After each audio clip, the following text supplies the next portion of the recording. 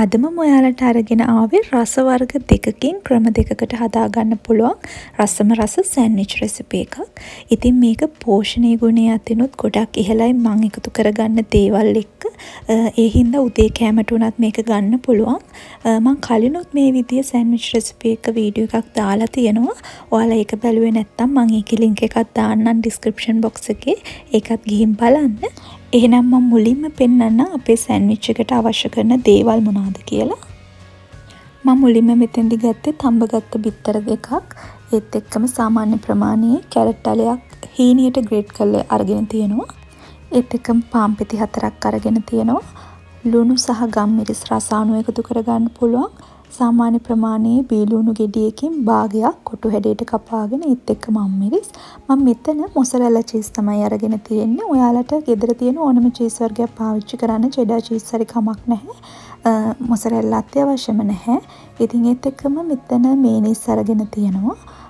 සහ අබ cream. අබ cream මේ දෙකේම මම හරිම ස්වල්පයි පාවිච්චි කරන්නේ.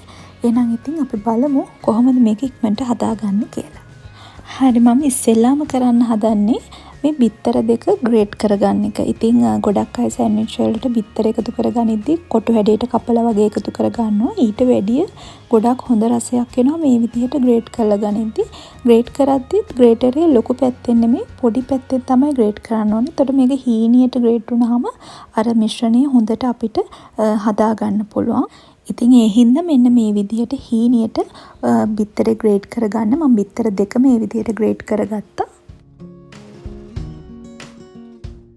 දැන් එහෙනම් බලමු මේ ග්‍රේට් කරගත්ත බිත්තර දෙකෙන් කොහොමද රස දෙකකට සෑන්ඩ්විච් එක හදාගන්නේ කියලා. ඉතින් මේ තියෙන පළවෙනි ක්‍රමය මම මුලින්ම මේ විදිහේ භාජනයක් අරගෙන අර ග්‍රේට් කරගත්ත කැරට් වලින් කොටසක් මේකට එකතු කරගන්නවා.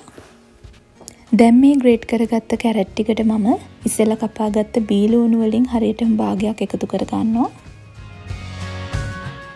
දැන් අර ග්‍රේට් කරගත්ත බිත්තර දෙකෙන් හරියටම භාගයක්, ඒ කියන්නේ බිත්තරයක් වගේ වෙන්න මෙතෙන්දී එකතු කරගන්නවා. දැන් මම මෙතෙන්දී මේනීස් මේස හැන්දක් එකතු කරගන්නවා. දැන් මේක තවත් රසවත් කරගන්න ලුණු සහ ගම්මිරිස් රස අණු එකතු කරගන්නවා. ඒකටම තව මම බටර් තේ හැන්දකුත් එකතු කරගන්නවා. දැන් මේ වෙලාවේදී ඔයාලා ගන්න චීස් ටිකක් මේකටම එකතු කරගන්න පුළුවන්. එකතු කරලා මේ විදිහට හොඳින් කලවම් කරගන්න. ඉතින් මේ තියෙන්නේ අපිට පළවෙනි ක්‍රමයට දාන්න ඕන සෑන්ඩ්විච් එකේ ෆිලින් එක. දෙවෙනි ක්‍රමයේදී මම කරන්නේ අර විදිහටම ග්‍රේට් කරගත්ත කැරට්, කපාගත්ත බීලුණු වල ඉතුරු කොටස සහ ග්‍රේට් කරලා ඉතුරු උන අනිත් බිත්තර කොටස එකතු කරගන්නවා. ඊළඟට බටර් එකතු කරගන්නවා. බටර් තේ හැන්දක් සහ රසායනික ලුණු ගම්මිරිසුත් ඒකට එකතු කරගන්නවා. ඉතින් මේ දෙවෙනියට හදන ක්‍රමයේදී මම කරන එකම වෙනස තමයි මේනීස් වෙනුවට අබ ක්‍රීම් තේ හැන්දක් එකතු කරගන්නවා. මේකෙන් ගොඩක් හොඳ රසයක් සෑන්ඩ්විච් එකට එනවා.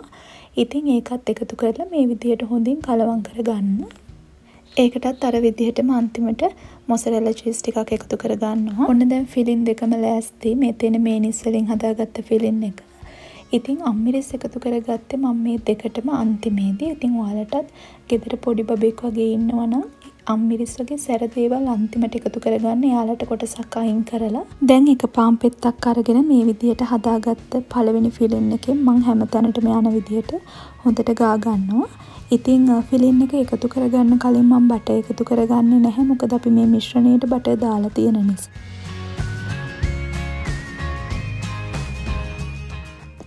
දෙවෙනි ක්‍රමයට ඒ කියන්නේ අබ ක්‍රීම් දාලා හදාගත්ත ෆිලින් එකත් මේ විදිහට හොඳට හැම තැනටම යන විදිහට ගා ගන්න.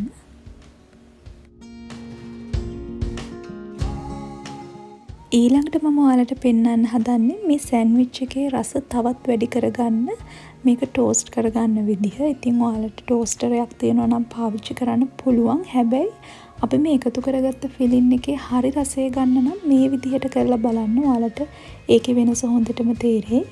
ඉතින් දැන් මම කරන්නේ පෑන් එකක් ලිපේ තියලා ඒක රත් වෙන්න දීලා මේ විදිහට පාන් පෙති දෙක තියලා එක පැත්තක ඉස්සර බටර් ගා ගන්නවා.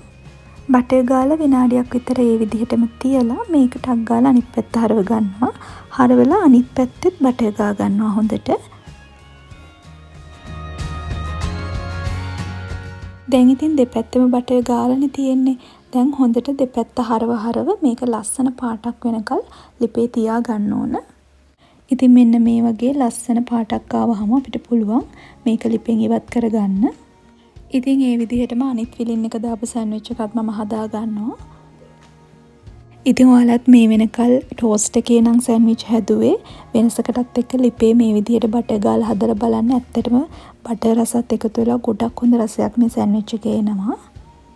ඔන්න ඉතින් ඒ විදිහට මම ලිපේ හදාගත්ත සෑන්ඩ්විච් ටික ලෑස්ති. මේකේ හොඳ ක්‍රන්චි ගතියකුත් තියෙනවා. ටෝස්ට් එකේ ගන්නකොට අපිට ෆිලින් එකේ ඇත්තටම ගොඩක් හොඳ රසයක් ගන්න අමාරුයි. මෙහෙම හදුවාම බටර් රස මැද ෆිලින් එකේ රස එකතු වෙලා ගොඩක් හොඳ රසයක් තියෙනවා. එහෙනම් ඉතින් ඔයාලත් මම මේ කියපු දේවල් දාලා මේ විදිහට රසට සෑන්ඩ්විච් එකක් හදලා බලන්න. ගොඩක් රසයි. මම අර කිව්ව විදිහට ටෝස්ට් එක පාවිච්චි කරන්නේ නැතුව ලිපේ හදා ගන්න පුළුවන් නම් එහෙනම් මේක ගෙදර අයටත් දෙන්න. යාළුවත් ගොඩක් ආස වෙයි. එහෙනම් මේ විදිහට තවත් රසවත් රෙසිපි එකක් අරන් මම තවත් දවසක එන්නම්. මතක ඇතුව channel එක subscribe කරලා තියාගන්න. ඔයාලට සුබ දවසක්.